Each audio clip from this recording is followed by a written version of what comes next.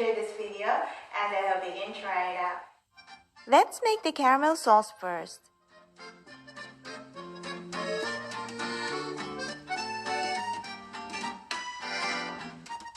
Mix sugar and water in a saucepan. Then simmer until the sauce is browned.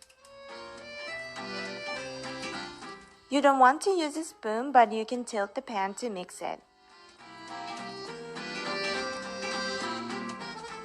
Pour the sauce into heat-resistant cups.